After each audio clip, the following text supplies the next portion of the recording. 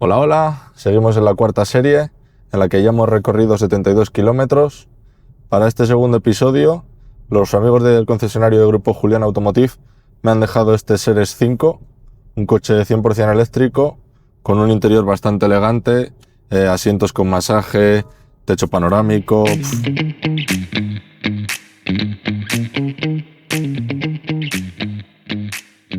Y como siempre, recojo al copiloto y arrancamos.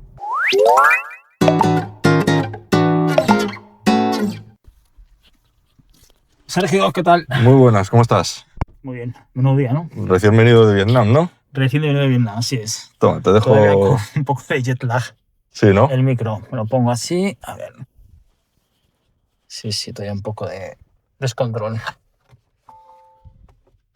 Bueno, ¿Preparado? cantando. ¿Has visto el coche? ¿Sí? ¿Qué coche es? Su Seres, Ajá. Seres 5, 100% eléctrico, Ujú. así que vamos a probarlo. Muy A ver bien. en este día, como dices, que vaya día salido, Un Seres, no sé, no conozco ni la marca. pues es una marca, vamos, prácticamente nueva. ¿Pero de qué país es la marca? ¿Sabes? Pues me Ni has idea, ¿no? pillado. Bueno, ya lo buscaremos. La primera en la frente. El coche está chulo, desde luego. No, bastante... Es más, tiene hasta masajes, los asientos, Joder. tiene... Dios mío. para salir por aquí, ¿no? Sí. Sí, podemos salir por aquí o porque ya que estamos por aquí, por aquí. Sí, para ir a la Nacional. Bueno, Ángel, igual hay gente que así de primeras no te conoce, Hombre, supongo que muchísima. pero bueno, pues estás aquí Claro, también. claro. ¿Quién eres? ¿Cómo te definirías? Bueno, pues nada, una persona normal y corriente, ¿no? Que ha conseguido al final un poco dedicarse a lo que le gusta y en ese sentido, pues tener éxito, ¿no? Porque lo más importante muchas veces en la vida, en cuestión de trabajo, es dedicarte un poco a lo que más te puede gustar, ¿no? Y en mi caso, pues así ha sido, después de muchos años de esfuerzo, de trabajo, un trabajo de hormiguita, poco a poco, pero bueno, aquí estamos, contentos. O sea, tu pasión, me gusta hacer una línea del tiempo, siempre lo digo, Muy bien. desde, pues eso, desde los inicios Uh-huh. hasta ver dónde has llegado ahora, a qué te dedicas ahora, porque esto no es algo que es de la noche a la mañana y estás aquí, como has dicho, es un trabajo de hormiguita. Eso es. Bueno, digamos que... Bueno, primero voy a decir que yo me dedico al tema de viajes de montaña, viajes de naturaleza. ¿Y cómo llego hasta aquí? Bueno, pues quizás lo más importante, como casi todas las personas, es la infancia, ¿no? La infancia es lo que nos marca de una manera a todo el mundo. Y en mi caso, pues bueno, en mi infancia y mi primera juventud, lo que más me gustaba era la naturaleza, el campo. Creamos grupos ecologistas, éramos los típicos naturalistas que íbamos al monte a buscar animales, en fin, un poco una labor así como pseudocientífica, ¿no? Pero muy hecha, muy de jóvenes, íbamos muy temprano, cogíamos el autobús cuando teníamos corta edad, 9-10 años, nos íbamos lejos, volvíamos por la tarde, bueno, y siempre en el monte. Y bueno, de ahí pues seguí con mi afición al monte y evidentemente pues una parte del monte es la montaña. Bueno, pues también luego a partir de ahí accedes a la montaña. Y... O sea, más en vez de ir a mirar animales, más de escalada o cosas Sí, así. más de, bueno, andar, un poco de alpinismo. También los animales y la fauna, siempre que voy al monte, a la montaña, me fijo en ellos. O sea, yo no hago una actividad, personalmente no es una actividad exclusivamente deportiva, sino yo me meto en la naturaleza y disfruto a tope de la naturaleza, esté donde esté. No necesito estar en una montaña altísima. Aquí mismo en estas tierras castellanas, cualquier colina de estas, estoy allí encantado. Pero bueno, digamos que el comienzo, lo que marca un poco el camino, creo que es ese, ¿no? Esa infancia con mucho amor por la naturaleza, por los animales, por los paisajes, es lo que me marcó, ¿no? Y de ahí, bueno, pues de ahí, después de muchas piruetas, pues ahora me dedico a hacer viajes de montaña, ¿no? Por el mundo. Pero bueno, lo más importante quizás es lo que te acabo de comentar. A la pasión que viene desde la infancia, ¿no? Eso es. Que el amor por la naturaleza, ¿no? No es solo la montaña. Cuando la gente habla de la montaña, pues tiene un concepto, o sea, sobre todo los que nos dedicamos a la montaña, no es dedicarte solo a la montaña en plan montañas con rocas, grandes cumbres. No, para dedicarte a esto te tiene que gustar la naturaleza, porque es lo que estás, básicamente. Estás siempre en la naturaleza y es lo que te tiene que gustar, estar en la naturaleza. Pero luego tu primer trabajo o tus trabajos no iban relacionados con la naturaleza. No, desde luego que no. Mis primeros trabajos, bueno, yo estudié biología, pero bueno, tampoco nunca lo he desarrollado profesionalmente. Pero mis primeros trabajos han sido variopintos. Yo, bueno, también tuve familia muy temprano, muy joven. Entonces he trabajado desde camarero, administrativo. Luego he tenido una fase también que todavía tengo un poco de ella de trabajar en publicaciones científicas a nivel de pues, alguna revista científica, creando algún contenido. Y todo eso ha ido compaginando a la vez con el tema de los viajes, hasta ahora que prácticamente me dedico al 100% al tema de los viajes. ¿Y cómo das ese salto de dedicarte a tu pasión? Porque yo creo que al final, lo que has dicho al principio, eso te gusta, es tu pasión, pero no todo el mundo tiene la capacidad o la habilidad de decir, vale, en vez de dedicarme a una oficina o a X cosa, voy a lanzarme y voy a perseguir mi sueño, que supongo que sería eso, viajar, descubrir... Sí, bueno, yo en realidad llego a esto, pero sin haberme planteado nunca llegar a esto. O sea, es casi de una forma natural, pero nunca he pensado, bueno, quiero dedicarme a tener una agencia de viajes o a ser guía de montaña, llevar grupos por ahí. En mi vida me había planteado hacer eso, nunca, jamás. Todo ha sido un proceso que me ha llevado a ello. He estado abierto a distintos caminos, me he metido en ellos y al final he conseguido llegar hasta aquí, pero sin realmente haberme planteado. Ha sido un proceso muy natural, ¿no? El punto de inflexión más importante pues se produjo hace como 25 años, cuando en un primer viaje a Marruecos, a la montaña de Marruecos, pues por una serie de circunstancias me acabé metiendo en un proyecto para crear un pequeño hotel rural en el sur del Atlas. El Atlas son las montañas que atraviesan todo el norte de África, unas grandes montañas.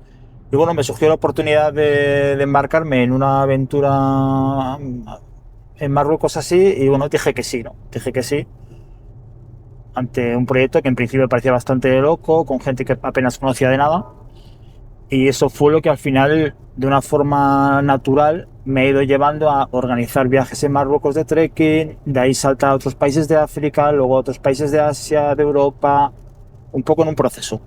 O sea, que eso, que no lo has ido buscando, sino que se han ido dando circunstancias y te has ido montando a ellas. Efectivamente, yo según mis circunstancias, según lo que he podido hacer, he aprovechado y he ido a por ello. He ido a por ello. Nunca he tenido en mi pensamiento, jamás hubiese imaginado, tú me preguntas hace 25 años si yo iba a tener una agencia de viajes de trekking, si yo iba a ser guía de montaña, y te hubiese contestado que ya me gustaría, pero que no lo voy a conseguir ni loco. Y sin embargo, sin haberlo propuesto, pues aquí estoy. Tal cual, tal cual. Ese primer viaje a Marruecos, que encima, lo que has dicho, construisteis un hotel rural. Sí. No ibas tú solo ahí. Ahí iba con un amigo, íbamos los dos y bueno, por una serie de circunstancias al final se desvinculó de la empresa y yo seguí adelante con el tema del hotel rural, que fue bastante complicado, la verdad.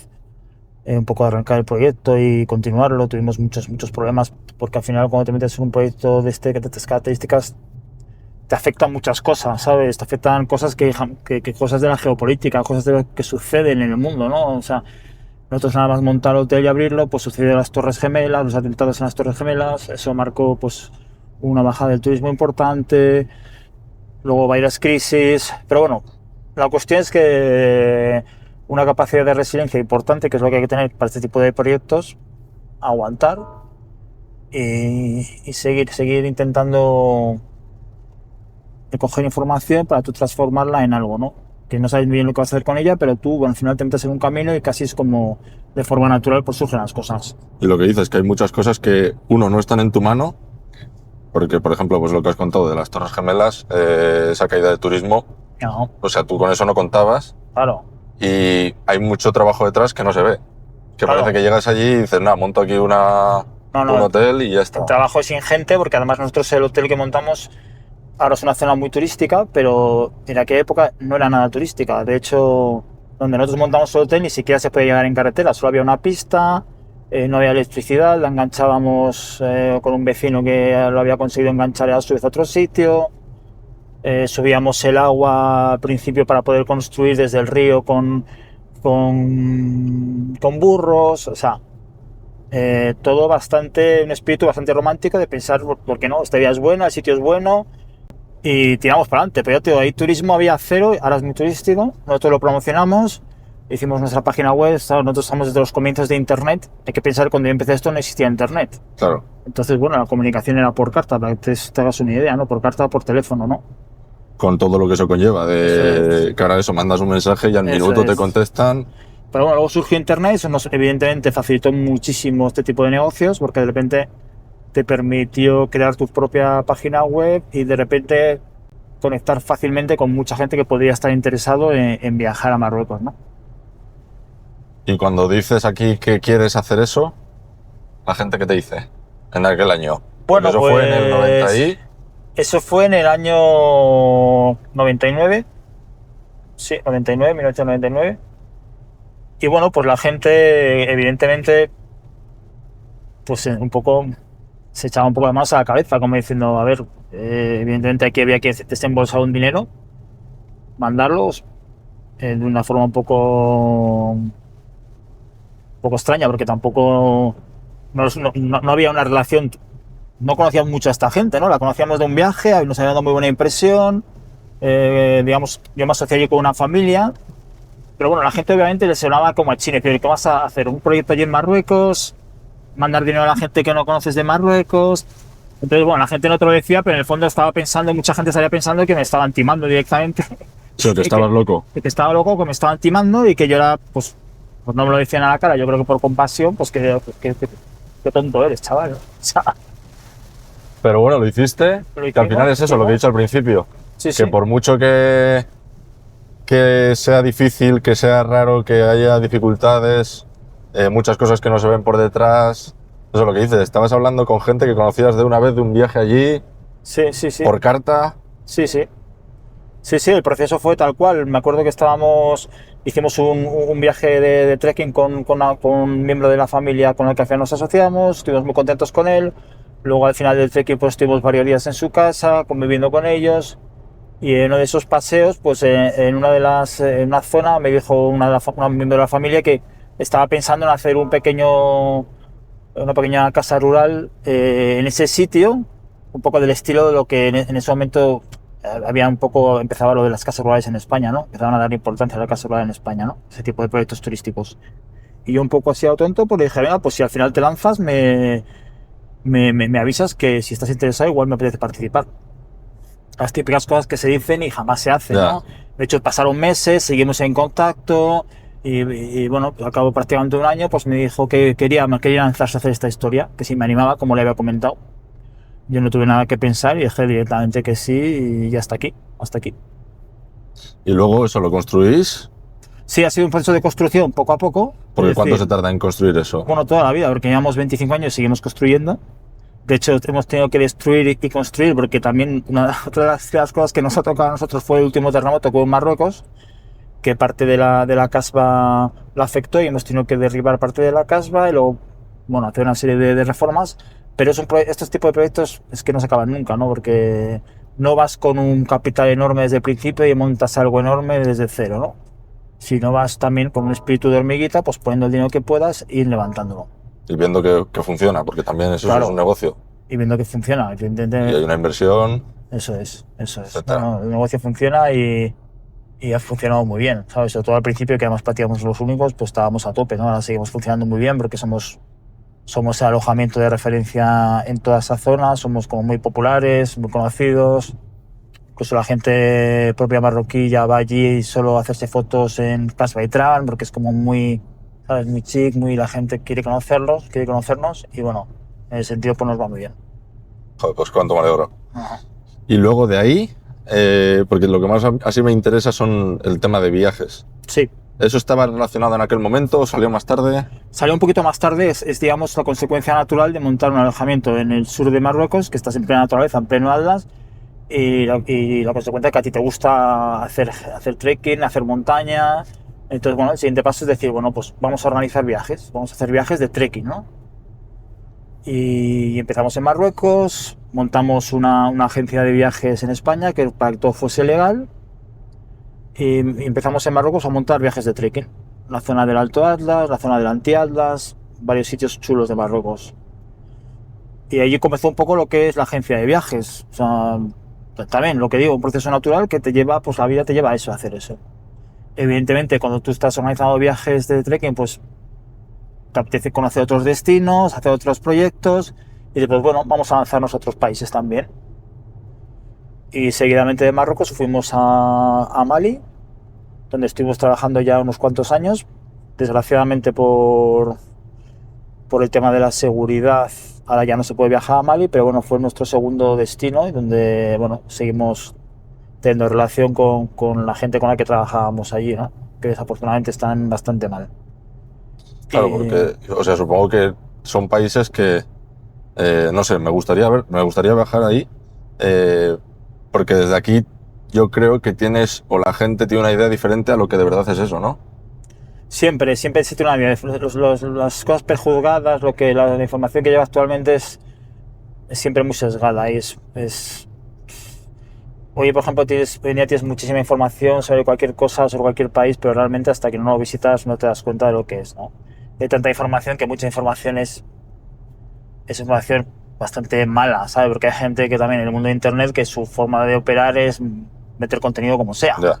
Como sea. Entonces, pues bueno, al final acabas encontrándolos, pero parece que es contenido fiable y luego son bobadas, ¿no?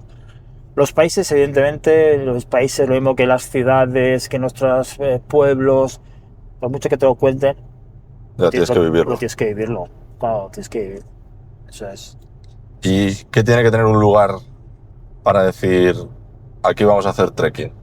¿O vamos a organizar una excursión para hacer trekking? Ya, hombre, me fío un poco de mi intuición a la hora de buscar destinos. Y también una regla de oro básica para mí es intentar hacer cosas que otros en ese momento no estén haciendo, aunque luego lo hagan ellos, porque hemos tenido muchos viajes que de alguna manera nos copian, ¿no? Nosotros también sacamos ideas de otras agencias extranjeras, ¿no? Tampoco somos súper originales, pero bueno, intentamos hacer cosas un poco diferentes, salirnos un poco de lo más normal, ¿no? O sea, donde no esté más masificado. Exactamente, esté masificado, rutas nuevas, nuevos proyectos. Si es un país que tiene turismo, pero intentar buscar alternativas a lo que es más, a lo que la gente hace más, ¿no? Por ejemplo, en el mundo de la montaña, pues es muy común, hay muchos montañeros que les gusta pues hacer la cima más alta de un país, ¿no? Y a mí es todo lo contrario, porque sé que la cima más alta de un país generalmente es donde más gente va. Claro. Y es donde la zona, digamos, se ha, entre comillas, pervertido un poco por culpa del turismo. Entonces yo de eso busco, digamos, segundas cimas, sitios, valles no tan visitados, proyectos turísticos que están empezando en ese momento. Nosotros, por ejemplo, un lugar donde trabajábamos muchas horas en Georgia, ha trabajado muchas agencias en Georgia, pero cuando nosotros empezamos a trabajar en Georgia, en la zona de Svaneti, pues apenas había agencias españolas trabajando, yo creo que ninguna, creo que fuimos los primeros, y era un proyecto turístico que estaba empezando a desarrollar. Es decir, buscar cosas que a mí al final me guste hacer, ¿sabes? Yo lo que intento siempre es todo lo que hago, todos los viajes que programo, son viajes que a mí me gustaría hacer, me gusta hacer, de hecho es mi trabajo y los hago repetidas veces, con lo cual ya me vale, más me vale que me guste, porque me paso la vida en ello, entonces siempre cosas que me gustan, ¿no? Pero entonces, para hacer un viaje a X sitio, tienes que haber visitado ese sitio. Efectivamente, tengo un primer contacto con gente con la que pienso que en un momento dado puedo asociarme, o a veces no lo tengo, a veces voy allí y lo encuentro, generalmente lo tengo antes, y voy a visitar a esa gente. Hago un viaje con ellos, veo cómo funciona, cómo trabajo, conozco la zona de trekking, pero vamos, lo más importante es porque la zona de trekking, digamos, es muy fácil de verla por internet en cuanto a fotos, sabes que ese sitio es maravilloso, que hay unos recorridos que se pueden hacer súper interesantes, pero lo más importante es conocer a la gente con la que luego vas a trabajar en el país. Si son buena gente, en el sentido de que son, eso, se preocupan por la gente que vamos a llevar, son buenos profesionales, en fin, todo eso ya con la experiencia que yo tengo, pues lo veo más o menos fácilmente. ¿Y eso sí que se encuentra fácil o sea, supongo que no será llegar allí y decir, con este primero que he visto? Es cuestión también de un poco lanzarte y de intuición y de bucear un poco el internet hoy en día. Hoy en día es más fácil, pero no es sencillo. Yo creo que también tengo cierto ojo o también Experiencia. también. Sí que es cierto que tengo bastante mano a la hora de trabajar con gente que no son estilo occidental, ¿no? Mi experiencia en Marruecos durante tantos años, pues, poco me lleva a entender bien las mentalidades ajenas, ¿sabes? Y entonces a intentar a comunicarme bien con esa gente y trasladarles mi idea y que al final se sumen un poco al proyecto que yo un poco planteo, ¿no? Un poco así, pero fácil no, desde luego. Claro, pero de lo que dices, igual ahora en Georgia sí que hay más pues, comunicación por internet y demás, pero hay países que tampoco están tan desarrollados, ¿no? Sobre todo en África, quiero pensar, ¿eh? Bueno, África te sorprendería, porque en África siempre, todos los países de África de los que trabajo y he trabajado, que bueno, ha sido Marruecos, como he dicho antes, Mali, Etiopía actualmente, Mauritania y también en Benín hemos estado trabajando, o sea, 5 países africanos de los así. Además son países africanos muy africanos, ¿no? O sea, no es irte a cualquier sitio, ¿no? Y te sorprendería la gente en África lo bien que trabaja. O sea, es otra de las cosas que la gente se piensa, un africano. No, perdona. Yo mis socios africanos, o sea, una auténtica maravilla. O sea, una auténtica maravilla en cuanto a organización, profesionalidad, entrega. África es un continente que es que en cuanto echas un poco de agua riegan las plantas muy fácilmente, ¿sabes? A veces el problema de África no es tanto... es más, digamos, la falta de... Conocimiento. La falta de gente, sí, la falta de conocimiento y la falta de confianza que la gente occidental puede tener, ¿no? Y mi experiencia es todo lo contrario, es de todo lo que inviertes en África, es que tú vas a recuperarlo por 10. Aparte de que allí toda tu inversión, o sea, de alguna manera se extiende a mucha gente, ¿sabes? En ese sentido es muy interesante trabajar en África. Pero sobre todo eso, son súper profesionales, o sea, cero problemas en África, cero. ¿Y es lo que más te gusta de Cero. África? Bueno, me gusta, cada sitio tiene sus cosas. No me gusta hablar de ningún sitio en particular, quitando Marruecos porque también es un poco el origen, ¿no? Toda esta historia. Claro. Pues evidentemente le tengo un cariño especial. Pero bueno, África no deja de ser África. O sea, África tiene cosas evidentemente que te hacen muchas veces girar la cabeza y dices, ostras. Entonces, bueno, África es África. Los países que yo conozco de África, porque cuando hablamos de África, África es un continente evidentemente gigantesco y cada país y cada zona de cada país es muy distinta, ¿no? Pero bueno, África desde luego tiene un encanto muy particular. Y entonces cuando tú organizas un viaje, pongamos, ¿cuál ha sido el último que has organizado? Bueno, el último, ahora acabo de venir de Vietnam, que iba un poco con una idea más de vacaciones, porque claro, al final, como esto se convierte un poco el trabajo, es lo que te gusta y es lo que haces trabajando, pues al final también muchas veces cuando viajas estás siempre pues un poco pendiente de cosas que puedes ver, ¿no? Digo cuando viajas sin grupos, ¿no?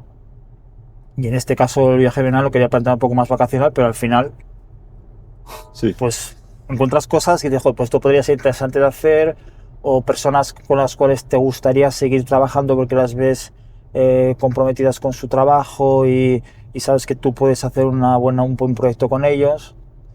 Y bueno, básicamente eso. Y en Navidades estuve ya con un grupo, eso sí que fue trabajo con un grupo en la zona del Jebel Lex, que es la zona del Anti-Atlas en Marruecos, pero cerca de la costa, un sitio muy chulo que no va prácticamente nadie. Ahí estuvimos solos con un grupo de ahora amigos, pues amigos y amigas, estupendas. ¿Y entonces cómo lo organizas? O sea, lo que quiero llegar es, o si se puede contar, claro. Sí, claro. ¿Cuál es eso, vas allí, pongamos, has ido a Vietnam, has visto X sitios, has hecho algún contacto? Por ejemplo, el tema de Vietnam, si ahora quisiera hacer un viaje, ¿no? Yo conozco ya cosas que pueden ser interesantes para mis viajeros y para mí, ¿no? Sí. Ya tengo un contacto con una persona que me ha hecho a mí de guía y que yo, digamos, a esa persona además la he conocido más intensamente porque aparte de digamos, el guiaje normal, yo después me quedé con ella 3 días diciéndole que quiero hacer algo un poco más especial, llévame a sitios un poco más desconocidos. Entonces me he estado pateando durante 3 días por zonas donde no había cero turismo. Hemos ido a casa de su madre, a una aldea con cero turismo. ¿Qué eso es lo que te gusta?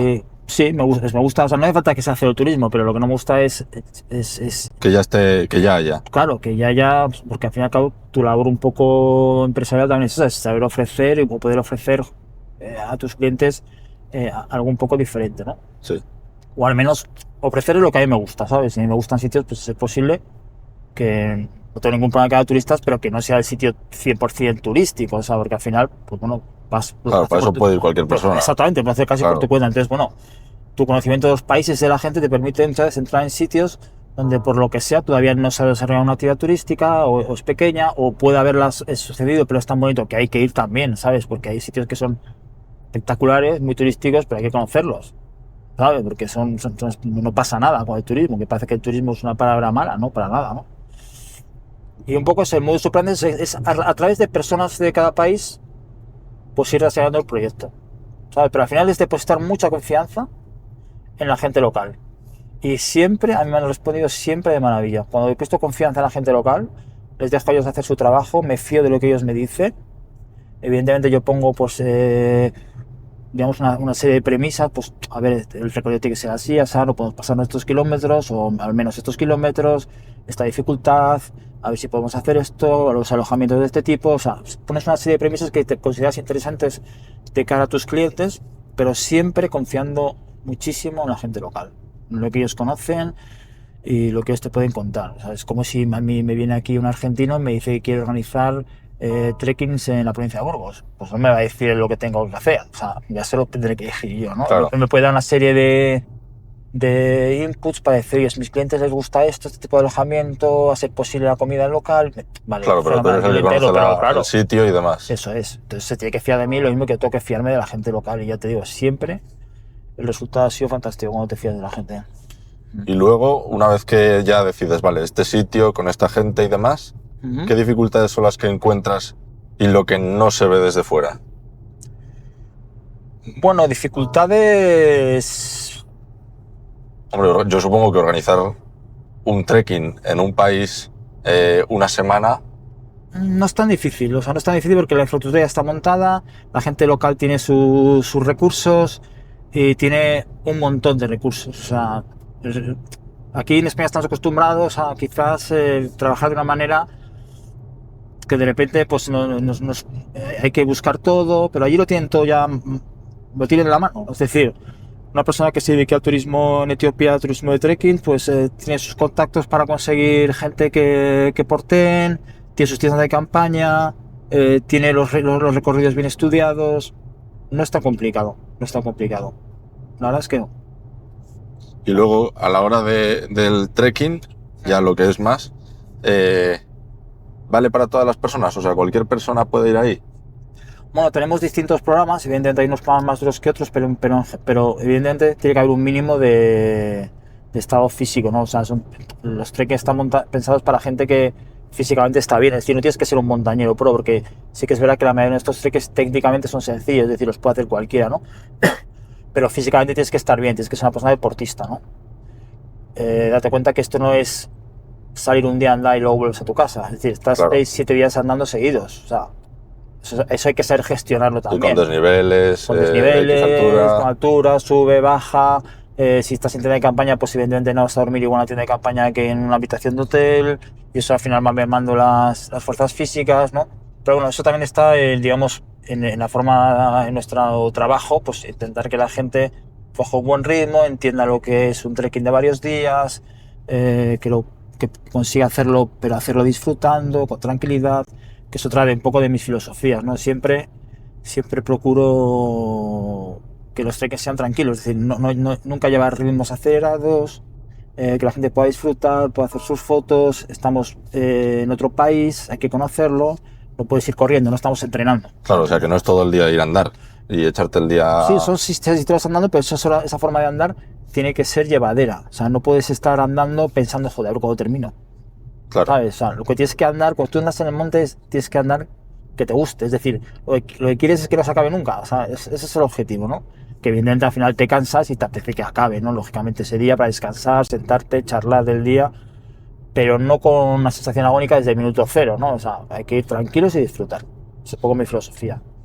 Y luego cuando, por ejemplo, el viaje que tenéis ahora previsto para Marruecos en julio, creo que es, que subís al... No me sale nunca el nombre del...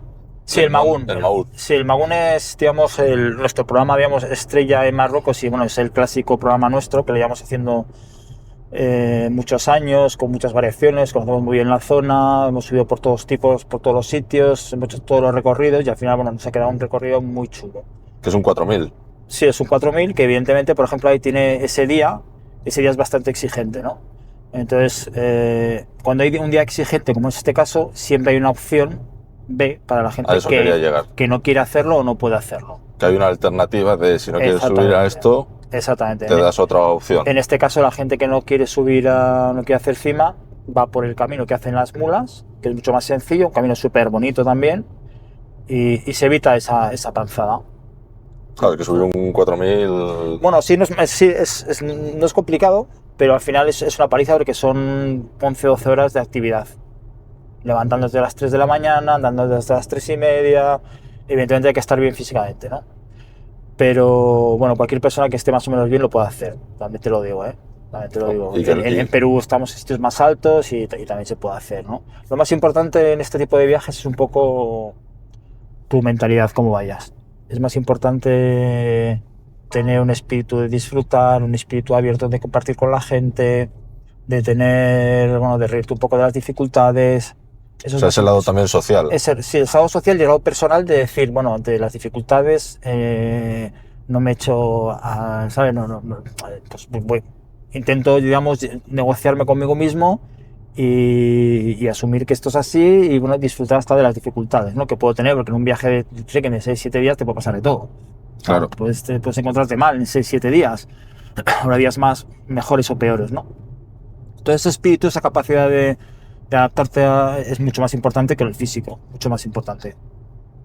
Y luego la gente que va allí suele repetir en otros viajes. Sí, nosotros la verdad es que en ese sentido estamos muy contentos porque mucha gente repite. Es decir, cuando la gente hace un viaje con nosotros, generalmente vuelve a hacer otros viajes con nosotros, ¿no? Evidentemente hay casos que no, porque no les gusta la filosofía o por lo que sea, ¿no? Bueno, sí. Hay mil circunstancias, pero por regla general muchísima gente repite y tenemos clientes que han hecho todos los viajes y me preguntan, oye, ¿se ha sacado otro distinto? Vale, espera que estoy a tiempo, porque esto, por ejemplo, sacar un viaje nuevo es difícil, eso sí que es complicado y es un proceso. Pues claro, son 11 viajes. ¿Tenéis 11 países? Bueno, actualmente no, 11 países, no sé cuántos tenemos, la verdad.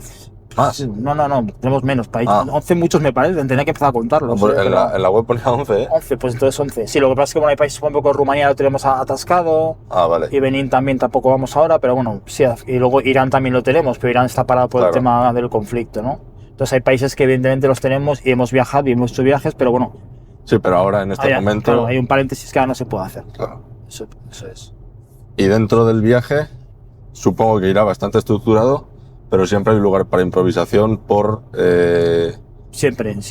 O sea, siempre hay que pensar que cuando haces un viaje de montaña, es decir, está abierto a cambios sí o sí.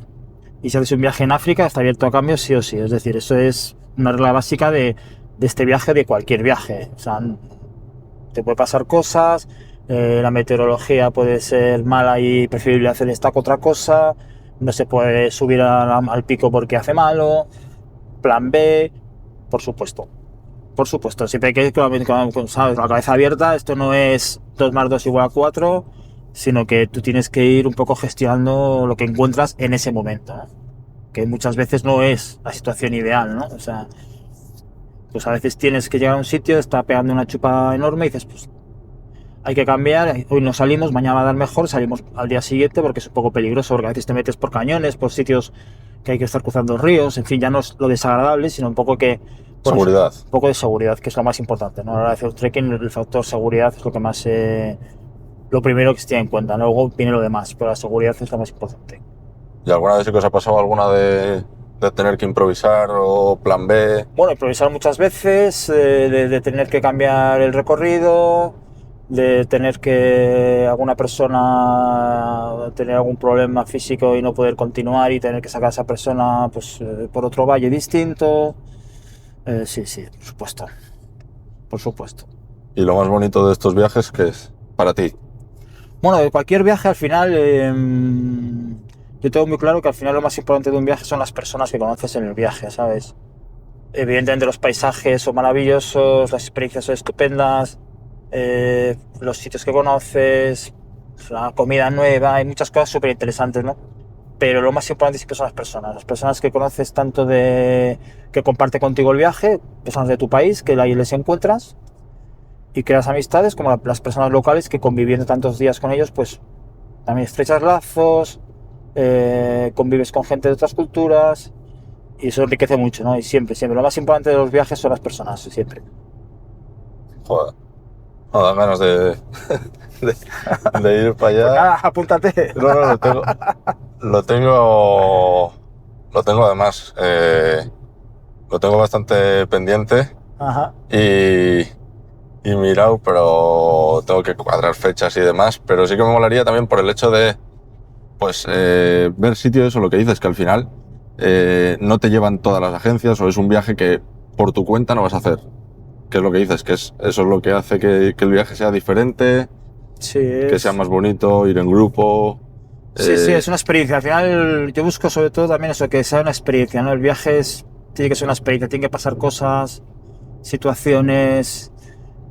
No es tanto hacer fotos chulas, que también a mí me encanta la fotografía, igual que a ti, Sí, pero quedarte con experiencias, ¿no? Pues lo que te contaba de Vietnam, pues evidentemente en Vietnam hemos ido a sitios fantásticos, pero una experiencia brutal ha sido poder compartir una vida familiar de montaña, bueno, de jungla en este caso, de poder convivir con ellos, estar en sus celebraciones, comer con ellos, que te cuenten sus cosas, claro, eso es una experiencia, es impagable, o sea, claro. es impagable. Claro, y que eso no todo el mundo lo puede hacer. Claro, al final, pues claro, no. Por ejemplo, también a la gente le encanta cuando estamos en Marruecos, pues vemos cómo viven los nómadas. Siempre intentamos que los nómadas son familias que viven durante el verano en la montaña y luego el invierno bajan. Entonces tiene una forma de vida muy peculiar, entonces intentamos conocer las casas, conocer cómo viven, tomar un té con ellos. Voy a parar aquí, Perfecto. porque voy a hacer la parada de avituallamiento. Vale. Voy a intentar comprar algo que crea que te pueda gustar y algo que haya, que crea que te pueda gustar. O sea, no voy con ninguna idea ahora de momento. Y si acierto, genial. Si fallo, bueno, pues he fallado. También genial, no pasa nada. He fallado. Vale, pues ahora mismo vengo. Vale, pues a ver, voy a ver qué puedo coger. Porque no sé tampoco qué hay y no voy con ninguna idea, pero bueno, espero acertar. Vale, pues a ver, de lo poco que había, espero haber acertado. No sé qué te parece un paquete de pipas. Genial. Sí. Frutos secos siempre son bienvenidos, saludables, ricos, en la montaña se llevan, o sea, has acertado. Pues oyes, a Gracias. disfrutarlo. Vamos a seguir. Venga. Que ya iba a decir, cada vez estamos más cerca del destino. Obvio, malo sería que no fuese así. No sé por dónde nos habíamos quedado. O si te apetece a ti comentar algo. Pues... ¿Por España hacéis rutas? Pues bueno, en España hemos hecho alguna cosita más que nada porque tengo amigos que son guías de montaña y bueno, también me gusta intentar promocionarles y hemos trabajado un poco en picos de Europa. Siempre he tenido una creencia más por lo extranjero, por aquí yo creo que hay gente haciendo muchas cosas interesantes, pero bueno, no descarto hacer más cosas. Y ahora estoy metido en un proyecto muy chulo también para hacer en España, que lo hago con un amigo que tiene burros, tiene una empresa que tiene burros, tiene una casa rural que se llama Ritmo de Burro. Y bueno, el año pasado estuvimos haciendo un recorrido con los burros. Los burros nos servían para transportar digamos, las cosas que necesitábamos, la comida, las tiendas y tal. Pero hicimos un recorrido por las vías transhumantes. Estuvimos 11 días andando, desde Plasencia hasta el Escorial. Y este año hemos lanzado un proyecto para hacer lo mismo, pero en 6 días. Las zonas más chulas de Plasencia hasta la zona que está justo, bueno, una zona que está justo frente de Gredos. Y eso es, digamos, lo que más ilusión tengo ahora de hacer en España, ¿no? Una cosa completamente distinta, que es irnos con burros, dormir donde pillemos, un espíritu de aventura y de nomadismo total. Un poco rememorando cómo se hacían antiguamente las rutas transhumantes y cómo todavía hay gente que las sigue haciendo así. O sea, con burros, ¿eh? Sí, los burros utilizamos para cargar todo. Y luego ahí los clientes van en plan, tienen que aprender a cargar los burros, en fin. Sí, lo que dices, la aventura, y tienen que no hacer saber dónde vas a cosas, dormir. exactamente. O sea, vamos al ritmo de los burros, o sea, todo bien pensando para que los burros estén bien. O sea, bueno, solo lleváis el recorrido y los burros. exactamente. Pero claro, o sea, todo eso, dormir en la calle, lo que dices, si hace malo, Si hacemos, llevamos tiendas y si no, vivaqueamos. Estuvimos 11 días en el año pasado sin necesidad de poner la tienda en ningún momento, la verdad. Y si hace malo, pues hace malo, hay que poner tiendas y mojarnos y bueno, es lo que tiene el monte, ¿no? Que también te mojas, ¿no? claro. Eso es. Claro, y descubrir esos sitios que no están... Que no Sí. es la autovía, me refiero. Sitios que son más... Aquí lo bueno que tiene esto de los burros es que llegas pasas por muchos pueblos y la gente mayor, digamos, se emociona de ver los burros, ¿no? De ver los burros trabajando, en una actitud, pues eso, errados, trabajando, y todos te empiezan a contar, y eso que está bueno. Bueno, ahí Y todos te empiezan a contar su historia de cuando ellos tenían burros, de cuando muchos de ellos hacían estos viajes también, y notas que están súper emocionados, ¿no? Súper emocionados de repente encontrarse otra vez con una cosa de su infancia o de su juventud, ¿no? Entonces es súper bonito, súper bonito. Claro. Pues estamos llegando ya al final. Muy bien. Y voy a hacer aquí la sección de cruce de caminos. Y es una sección que une al copiloto anterior, a la copiloto anterior en este caso, que fue Sara, contigo, porque te lanzó una pregunta. Muy bien. Y luego tú tienes que lanzar una pregunta al siguiente copiloto sin saber quién es, ¿vale? Joder, Dios mío. Ahí está la intriga. La pregunta antes la has respondido un poco. Ajá. La pregunta es, ¿te veías hace 5 años donde estás ahora? Entonces has dicho que hace 20 no. Hace 20 no, efectivamente. Hace 20, 25 no. Hace 5 probablemente ya sí me vería donde estoy ahora, ¿no?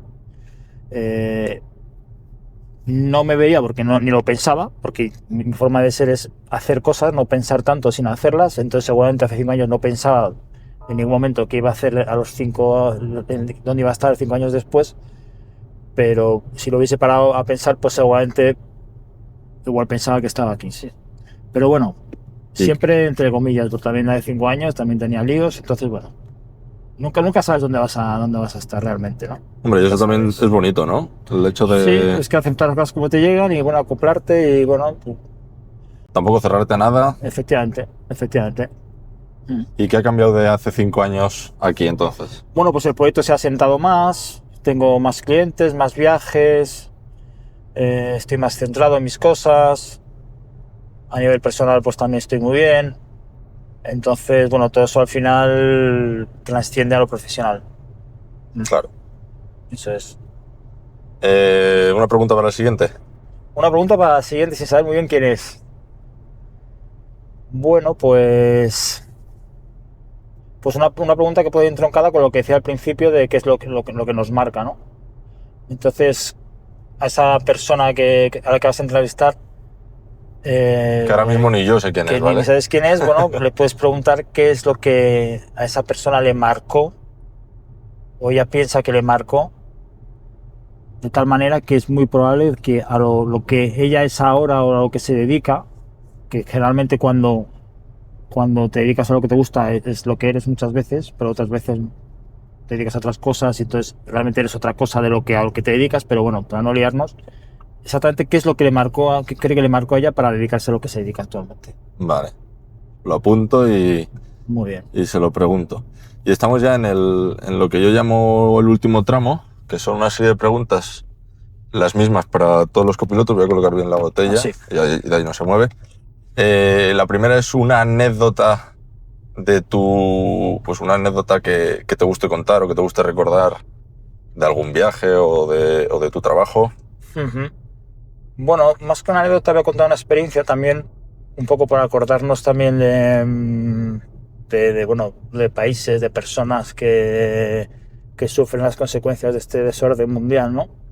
En este caso, pues también, como comenté al principio, de mis amigos de Mali, donde hacíamos viajes auténticamente maravillosos, bastante locos, o sea, digamos a sitios muy curiosos, muy originales, ¿no? Y uno de esos países, uno de esos sitios de Mali es una zona que se llama el País Dogon.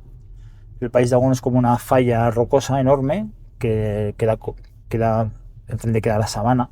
O sea, es montañoso eso. Eso es un faraón rocoso, es como, digamos, el Cañón del Ebro, pero extendido. Vale. Extendido, en vez de, o sea, es extendido, ¿no? O sea, y abajo queda la sabana. Entonces ahí hay una tribu, ¿sabes? Porque en África todo va de tribus, no va de otras cosas más que va de tribus, que son los dogones, ¿no? Que por cierto mi socio en Mali es dogón. Y son aldeas que son animistas, son aldeas muy peculiares, están ahí perdidas, tienen unos ritos extraños, ¿no? Y bueno, es una experiencia, ¿sabes? No es nada especial, pero bueno, es muy difícil trasladar un poco lo que sientes, ¿no? Estando por la noche en una de esas aldeas que son sin luz, sin nada, estaba yo ahí solo en ese momento porque me había dado un paseo. Son aldeas que están en la naturaleza, solo se puede ir andando, o sea, para entendernos un poco el contexto, ¿no? Y de repente estoy ahí solo y me llega una chavalilla como de 9-10 años y estaba fumando como hojas de... Ellos fumaban hojas de calabaza, ¿sabes? Como un cedario largo, hojas de calabaza, una niña de fumando. Entonces está ahí, se acerca donde mí, no me dice nada y de repente ella está fumando, que fumaba, vamos, una experiencia, me pasa el cigarro para que dé una calada, le doy la calada, le devuelvo el cigarro y la chavalilla se va hacia su casa, que era la zona más animista y tal, ¿no? Sin decir nada. Sin decir absolutamente nada, ¿no? O sea, fue como esos momentos que dices, joder, que te quedas, ¿sabes? Son momentos muy especiales, muy especiales. Y como esos tendrás, vamos, de sí, cada viaje, anécdotas, ¿no? Cosas... Muchas veces te pasan cosas, sobre todo en los primeros viajes, cuando empiezas a conocer los sitios, te pasan cosas muy curiosas. Y así el sitio más... Esta no es pregunta de la sección, pero así el sitio más así extraño o solitario o algo o el sitio que más te ha llamado a ti la atención, ¿cuál podría ser? El sitio que más me llama a mí la atención. Bueno, por ejemplo, hay sitios tan raros que parecen hasta que no son de verdad, ¿sabes? En Benín, por ejemplo, hay un sitio que es Benín es la cuna del vudú. El vudú es... Nosotros tenemos el concepto del vudú asociado siempre a como al mal de ojo, a que te echan hechizos malos, de que es una magia negra. Sí. Pero realmente el vudú, como lo entienden allí, tiene esa parte, pero es minoritaria, pero tiene una parte de medicina. El vudú es medicina en Benín. Entonces hay un mercado en una aldea que no me acuerdo cómo se llama, pero ese mercado es todos los productos que necesitan los brujos para hacer vudú. Entonces tienes todo tipo de esqueletos de pajarillos, de plumas de pájaros, de cráneos de no sé qué, de reptiles. O sea, es un mercado, digamos, como de frutas, pero de frutas es de cosas súper raras y animales muertos, minerales, pero además que es que son muchos puestos. O sea, no son una persona que se pone a hacer, son muchos puestos, ¿no? Hay botellas también llenas que han metido una serie de telas. Se supone que tienes que echar cerveza y bebértelo. Bueno, es un sitio súper curioso. Muy, muy curioso. ¿Y es un mercado así? Es un mercado libre, como si fuese un mercado de frutas, pero es un mercado del vudú. Joder. Tal cual. O sea, es muy, muy peculiar. Sí, pero eso es lo que... Las creencias que allí tienen y... Exactamente. Ahí a los chavales, por ejemplo, cuando nacen, les vacunan con el vudú, que lo que hacen es les hacen una pequeña cicatriz y les echan digamos, el chamán les echa un polvo y es la vacuna del vudú. Joder. Es bastante curioso. ¿Y ritos así has tenido que hacer alguno? Ritos como tal, no. O sea, he visto ritos un poco más preparados para los turistas. En Benín es el país de los ritos, también es el país de los ritos. Tiene ahí un muñeco que se llama el Zambeto, que es el guardián de la noche, y es como una especie de cono de rafia que se supone que está animado, que digamos, baila animado por los chamanes que le controlan, ¿no? Entonces ellos le van controlando y bueno, es bastante espectacular también, bastante espectacular. Joder. Eso me llama bastante la atención, la verdad. Y los ritos pequeños, como puede ser también hacer una pachamanca en Perú, que es un rito en el fondo, porque es hacer una comida pero enterrándola en la tierra. Es una forma también, bueno, un rito o muchos sitios donde hacer ofrendas a los dioses, tirando mijo, tirando alimentos. En Vietnam, por ejemplo, que son budistas, pues queman por ejemplo, dinero falso, porque se supone que ese dinero les lleva a tus parientes que están no se sabe dónde, pero lo necesitan. Queman caballos de cartón para que tengan un caballo en la otra vida. En fin, cosas curiosas. Hay muchas cosas curiosas. El mundo no se reduce a lo que vemos nosotros. A veces las Ya, ni a lo que te cuentan. ni a lo que te cuentan. Hay que ir a verlo, porque las creencias son enormes y en cada sitio que vas, pues es un campo enorme el que se abre, ¿no? Y lo que dices, vivir esas experiencias tiene que ser algo... Sí, es muy interesante. La experiencia es eso. O sea, al final el viaje tiene que ser experiencia. Tiene que ser experiencia. La siguiente pregunta es un consejo que tú tengas o que te haya servido a ti o que te guste dar. Bueno, un consejo, sobre todo en estos tiempos que corren, que nos dedicamos mucho a pensar las cosas, quizás a mí me ha servido mucho, es hacer cosas. Más que pensar las cosas, intentar hacer las cosas, ¿no? Porque a veces divagamos demasiado en determinados proyectos que al final no haces nada porque no das ese primer paso, ¿no? Entonces la gente, ¿sabes? Yo animo mucho, sobre todo a la juventud, que esté con ideas, a que haga cosas. Haciendo cosas se aprende, ¿no? Se aprende equivocándote, avanzas, pero pensando, a no ser que seas Aristóteles, que supongo él que le valdrá para algo al resto, pues lo que nos vale es hacer cosas. O sea, no el tanto hecho de voy a hacer o estoy pensando en hacer esto pero por miedo no lo hago, sino hazlo. Claro, porque el miedo, o sea, al final el pensamiento te lleva muchas veces a encontrar todo tipo de problemas a la hora de hacer un proyecto. Es decir, si me hubiese parado a pensar hace 25 años en la cantidad de impedimentos que podía tener para hacer el proyecto del alojamiento, pues no lo hubiese hecho porque me hubiese aplastado ese pensamiento negativo, ¿no? Sin embargo, si tú te pones a hacerlo y a solucionar los problemas que van saliendo, bueno, pues al final estás haciendo algo. Estás haciendo algo y ese es un baje además que te lleva, porque igual tu proyecto al final no consigues llegar donde te hubiese gustado, porque fracasa, pero nunca es un fracaso, porque ya has aprendido un montón. Yo me he estado metido en otras cosas que al final no han llegado hasta el final, pero yo he aprendido un montón de cosas haciéndolas. Pero en mi casa sentado, pensando, pues francamente, Ya. poco he podido aprender. Y es que sí que hay un miedo social que se ve en la sociedad a errar, a fallar, que... Claro. Pero lo que dices es que, o sea, fallar es aprender. Claro, a mí es que la persona que falla, yo le digo, ole, fantástico, o sea, no piensas que has fallado, tú has intentado, no has fallado. Tú en el momento que intentas las cosas, ya has tenido éxito. Claro. En el momento que emprendes un camino, que siempre es interesante además, ya estás en el éxito. Ya estás en el éxito. Y además muchas veces lo interesante es el propio camino. Cuando llegas y consigues las cosas, bueno, pues disfrutas de ellas, pero te das cuenta que lo interesante es el camino que tienes todo lo que has hacer. recorrido. Exactamente. Es el camino. Entonces, en ese sentido yo soy un poco de no quedarme quieto en un sitio, ¿no? Podría haber intentado sacar más provecho del tema del hotelero, haber montado más casas, más historias. Pero me ha gustado siempre meterme en más cosas, ¿no? Porque es lo bonito, ¿sabes? Si te atascas en una cosa, pues al final es lo de siempre, pero intentar meterte en proyectos, en cosas, ir cambiando. Sí, que igual tu idea principal era ir por ahí, pero has visto que ibas por ahí y de repente te ha salido otra cosa. Meterme en líos, al final es lo divertido. Es lo divertido. Echarte la manta a la cabeza Claro. y tirar, sí. Claro. Vale, la siguiente, cuando tienes un mal día o un mal momento, ¿cuál es tu forma de evadirte? Pues no tengo ni idea, la verdad.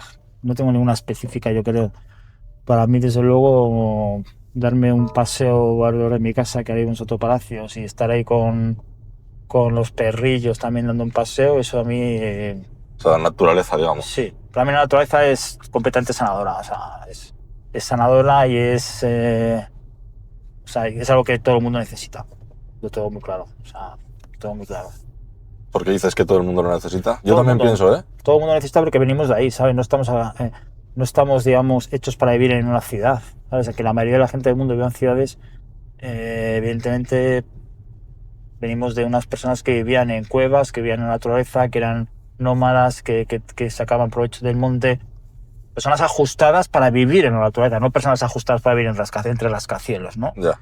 Y de hecho, cuando yo estoy mucho tiempo en grandes ciudades, pues esa sobrecarga de estímulos a mí no no es para mí, ¿sabes? No es para mí. Entonces puedo estar 2 días en una gran ciudad que me puede gustar también lo que tiene, me lo puedo pasar bien, pero enseguida me tengo que ir 2 días, vale, pero luego me voy. Eso es lo que dices, esa conexión con la naturaleza Con que la viene naturaleza. de... Y con la naturaleza no hace falta que vengan a ninguno de mis viajes. O sea, la naturaleza Sí, puede con ser... salir a dar tu paso por mitad del monte. Exactamente, al lado de tu casa. Ya. Eso es. Una que creo que te va a gustar. ¿Tu sitio favorito de la provincia de Burgos? Mi sitio favorito de la provincia de Burgos. Pues mira, en la provincia de Burgos hay tantos sitios. Hay tantos sitios que es difícil, ¿no? Es difícil, ¿no? Quizás, o sea, evidentemente todo el mundo pues, puede tirar hacia el norte, hacia Merindades. Son sitios especiales, son sitios muy bonitos, ¿no? Esa transición entre la zona mediterránea y la zona atlántica. Pero una cosa que tiene, que a mí me ha gustado siempre mucho ha sido,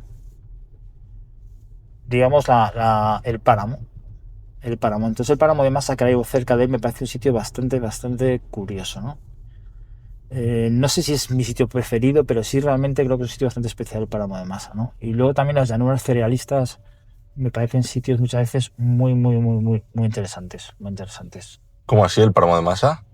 Bueno, el páramo es un sitio que si te metes en el páramo de Masa y empiezas a andar, es un sitio donde pierdes completamente La noción de espacio. la noción de espacio y de la orientación. O sea, es muy fácil perderse en el páramo de Masa. De hecho, a mí me ha ocurrido. Hace años me ocurrió. Y porque me encontré un pastor y dije, ¿cómo salgo de aquí? No tenía ni idea dónde estaba ni dónde había dejado el coche ni nada, ¿no? Joder. Y es un sitio también que tiene sus lagunas, sus pequeñas lagunas, donde hay anfibios, donde hay una naturaleza pequeña. Me parece interesante. Me parece interesante. Evidentemente tenemos unos paisajes brutales en la zona de los cañones, del norte, del Ebro, del Rudrón, toda esta zona de aquí donde estamos ahora mismo. Zona de Merindades es alucinante, Obarenes. Bueno, vayas por donde vayas, la Vayas verdad. donde vayas, efectivamente. En ese sentido, es una provincia que es una gozada. O sea, es una auténtica gozada. Y la última, y ya sí, hago desde aquí una lista de Spotify donde cada copiloto añade 4 canciones en base a unas premisas. Joder. Entonces, la lista es un viaje porque, claro, cada canción es totalmente diferente a la siguiente, etcétera. Entonces, la primera premisa es una canción que a ti te guste para gritar en el coche. Pues alguna de Muse. No, es que los títulos no me... Starlight, por ejemplo, de Muse, por ejemplo, que se llama Starlight de Muse. Vale. Una que te haga, te iba a decir, bailar delante del espejo, pero eso, que te invite a moverte, a bailar, sí. Pues, por ejemplo, de Coldplay, Parade, que es así como muy discotequera. Vale. Una para volver a tu infancia. Pues volver a la infancia, pues no sé, tendría que alguna de los payasos de la televisión, porque otra cosa de la infancia, creo que en la infancia no escuchaba. O si no, también alguna de las canciones de Rafael o de Camilo Sesto que podía escuchar mi madre en el coche. Alguna de esas, cualquiera de ellas. Vale. Y una que te haga reencontrarte contigo mismo. Conmigo mismo, pues eso es más difícil. No lo sé, no sabría decir ninguna canción en particular, ¿eh? Quizás, bueno, que entronque un poco con mi vida de estudiante y mi vida un poco así más hipilondia, de juventud, de estudiantil. Cualquier canción de Silvio Rodríguez me podría valer. Vale. Pues, joder, lo hemos cuadrado, ¿eh? Lo hemos cuadrado porque hemos llegado a Tudanca, que es una maravilla de sitio. Está súper guapo. Y es que encima aquí acaba la carretera, o sea que más para allá no podíamos ir. Por mi parte está todo. No sé si me has traído algo. Sí, te he traído un regalo. Siguiendo la tradición de los regalos. Sí.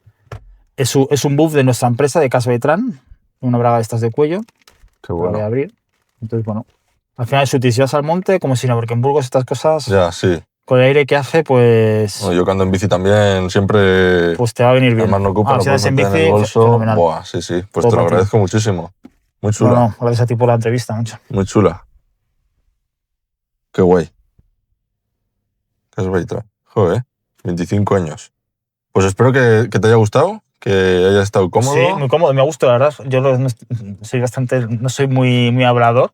O sea, con lo cual, ya te digo que hay un éxito por tu parte porque has conseguido que hable, vamos, como no hablo en mi vida. La gente que vea el vídeo y no te conociese, claro, va a decir, wow, cómo habla. La gente va a flipar porque además en los viajes soy bastante reservado, no observado, pero me gusta estar un poco atento, tranquilo. No soy la típica persona que va motivando, o sea, que va en plan animador, ¿no? O sea, no es mi papel, soy guía de montaña, no soy animador, pero aparte que es que tampoco soy de esa personalidad, ¿no? O sea, que bueno, sí, la gente se va a sorprender un poco. Bueno, pero eso, te lo has pasado bien y ya está, lo importante. Estupendamente. Y el coche fantástico, la verdad, muy bien. Ah, pues no hemos puesto lo de los masajes ahora para la vuelta. Vale, pruebas porque eso ya también es algo bastante curioso. Qué bueno. Pues nada, ha sido un placer. Sergio, muchas gracias.